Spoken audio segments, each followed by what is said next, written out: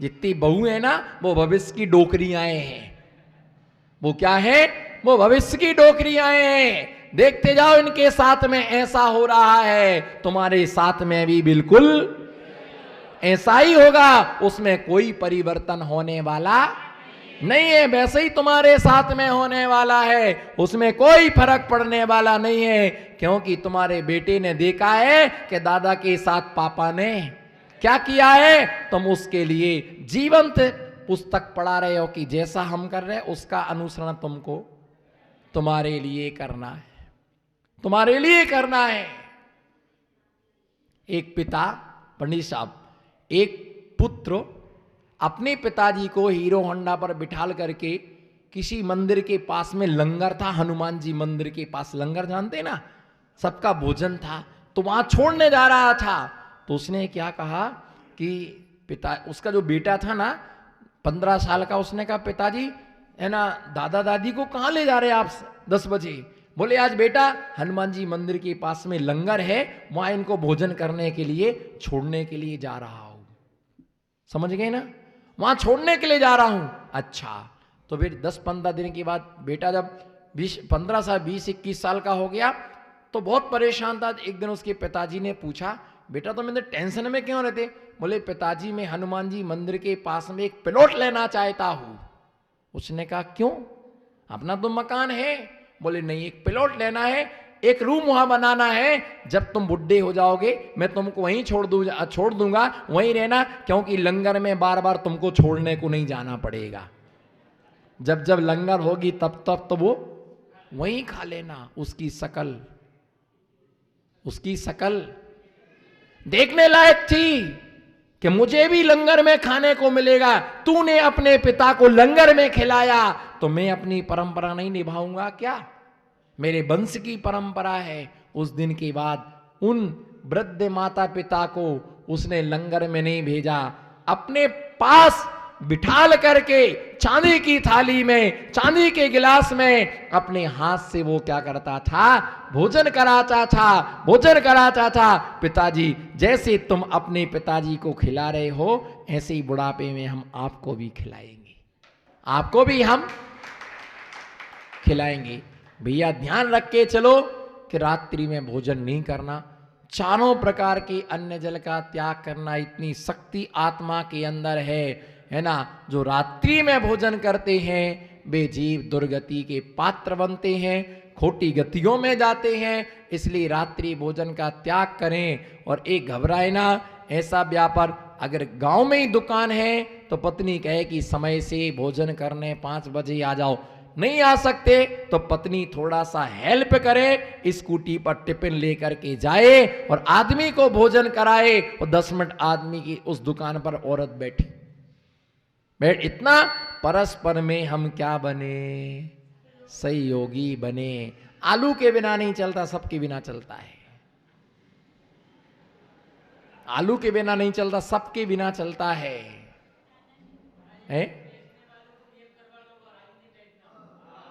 भैया मत दिलाओ ऐसे नियम, थारी उम्र थई गई, ये कल से हमारी दुकान बंद हो जाएगी। भैया उपदेश होता है, आदेश नहीं होता है। हम उपदेश दे सकते, आदेश नहीं दे सकते। ऐसा करना चाहिए, ऐसा करना, पर ऐसा तुम करो हम ऐसा नहीं कह सकते। ऐसा करना चाहिए, आपकी अनुकूलता है। भैया आदर्श पत्नी सुनो ध्यान से, मैं इनको समझा रहा हूं, सुनो ध्यान से। आदर्श पत्नी बोलो ना, आदर्श पत्नी इतना स्वादिष्ट भोजन बनाए, इतना स्वादिष्ट भोजन बनाए, बोलो ना, इतना स्वादिष्ट भोजन बनाए, इतना स्वादिष्ट भोजन बनाए कि ये आदमी होटल पर जाना भूल जाए।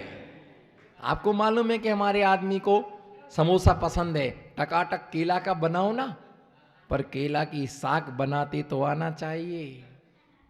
मैं क्या करूं अब? केला की साग बनाते आना चाहिए, उसका मसाला, और समोसे में भरते आना चाहिए। बना दूं तो उंगलियां चाटोगे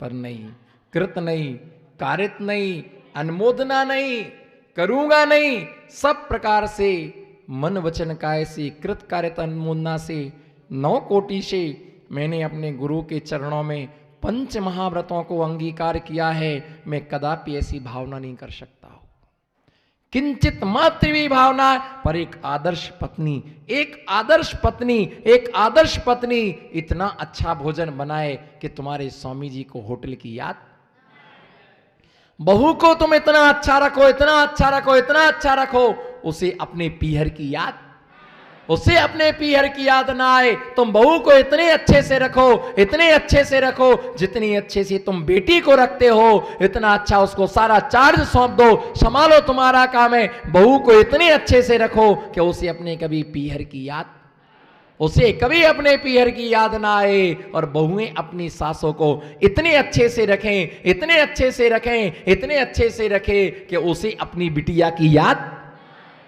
ये निष्पक्ष बात है, इसमें कोई पक्षपात की बात।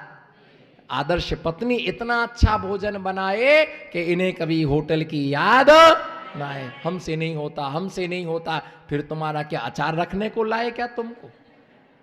हमसे नहीं होता जी, हूं तो नहीं कर सकती, हूं तो बड़े घर की बेटी हूं। एक पत्नी अपने पति, एक पति अपनी पत्नी को रानी रानी बोलता था। बोले आप रानी क्यों बोलते हो, आप रानी क्यों बोलते हो मेरे को? तो बोलते नौकरानी बोलूंगा तो लंबा हो जाएगा। नौकरानी बोलूंगा तो नाम थोड़ा क्या हो जाएगा। अच्छा, नमो सिद्धाड़म, दांत मत निकालो, चिंता मत करो, आपको अवसर दे रहा हूं मैं, आपको भी अवसर दे रहा। आप तो ठोकना, चिंता मत करो, तुम सब संघर्ष करो, हम तुम्हारे साथ हैं, क्योंकि आज लंच का डे है। हमको बैलेंस बना के रखना। उसने कहा कि तुम मुझे रानी रानी रानी क्यों कहते हो? बोले नौकरानी बोलूंगा तो थोड़ा सा। तो उसने फिर, पति ने पूछा तुम मुझे जान जान क्यों कहते हो? जान जान जान जान, जानवर बोलूंगा तो लंबा हो जाएगा, जानवर बोलूंगा तो लंबा हो जाएगा।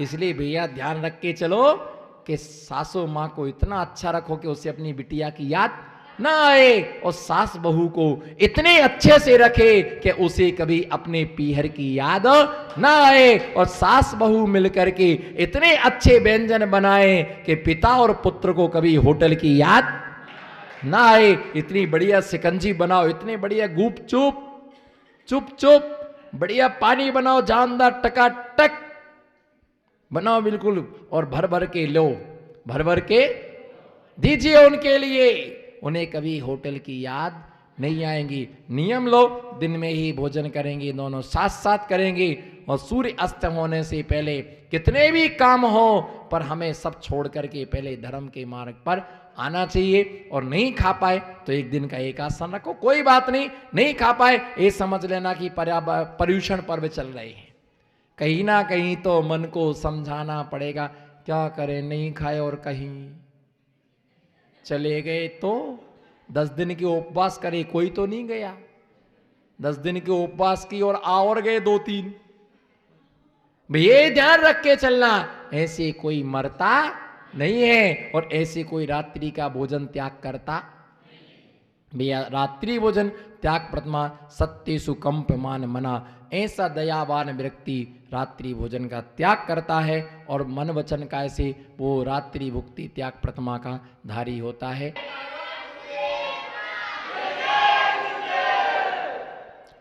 धर्म स्नेही बंधु, आचार्य समंतभद्र स्वामी ने रत्न कर्णक श्रावकाचार नाम के इस महान ग्रंथ में श्रावक के 6वीं प्रथमा रात्रि भोजन त्याग, उसमें भी मन वचन काय कृत कारित अनुमोदना से 9 कोटियों से रात्रि में भोजन का त्याग। सिर पे हमारा स्वयं का रात्रि में भोजन होना, ये त्याग होना, ये हमारा स्वयं का हित है। पर दूसरे के लिए भी रात्रि में भोजन त्याग का उपदेश देना कि तुम भी रात्रि में भोजन नहीं करना,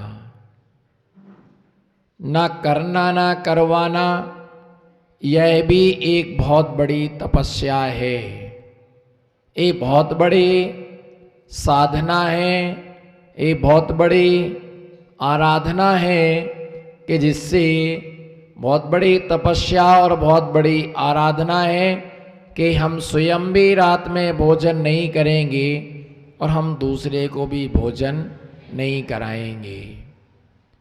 क्योंकि धर्म के साथ खिलवाड़ नहीं होती और खिलवाड़ में कभी भी धर्म नहीं होता है। धर्म धर्म होता है, बोलो धर्म धर्म धर्म होता है। इसमें किसी भी प्रकार का समझौता नहीं होता है। जो सुख चाहता है उसे धर्म करना ही होगा और जो दुख चाहता है वह दुख अपने पाप कर्म के उदय से जीव के लिए दुख की प्राप्ति होती है और पुण्य कर्म के उदय से जीव के लिए सुख शांति और आनंद की प्राप्ति होती है। सुख शांति और आनंद के लिए प्राप्त करता है। इसीलिए छठी प्रतिमा के लिए रात्रि भोजन त्याग प्रतिमा विशेष कहा गया है कि किसी को भी रात्रि में भोजन नहीं देना, चाहे कितना भी कुछ हो जाए। हम करते भी नहीं है, हम रात में किसी को कराएंगे नहीं, इतनी दृढ़ता हमारे अंदर होना चाहिए, इतनी मजबूती हमारे अंदर होना चाहिए। और जो बाहर से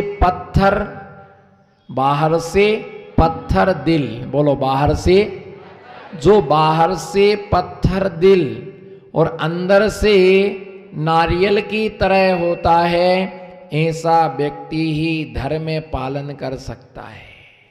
ऐसा व्यक्ति ही धर्म पालन कर सकता है। जो स्वयं के लिए, जो धर्मात्मा होता है वह स्वयं के लिए कठोर होता है और दूसरे के लिए वह कोमल होता है। जब कोई व्यक्ति संयम का जो उपदेश दिया जाता है उसमें दया नहीं रखी जाती है। यदि उसमें दया रखी जाए तो संयम का कभी भी पालन नहीं हो सकता है। मजबूत रहना पड़ेगा उसमें कि तुम्हें ऐसा त्याग करना चाहिए, तुम्हें ऐसा पालन करना चाहिए, तुम्हारे लिए ऐसा करना ही चाहिए, और वो नियम का पालन करता है। त्रियंचों ने में भी रात्रि में भोजन का त्याग किया। एक सियार था, मुनिराज का उसके लिए उपदेश मिला तो उसने रात्रि में भोजन और पानी का त्याग कर दिया। जानवर भी समझते हैं कि अभी रात है और अभी दिन है। जानवर भी समझते हैं कि अभी रात है और अभी दिन है। दूसरी बात यह है जिसे नहीं करना है उसका क्या उपाय, बोलो।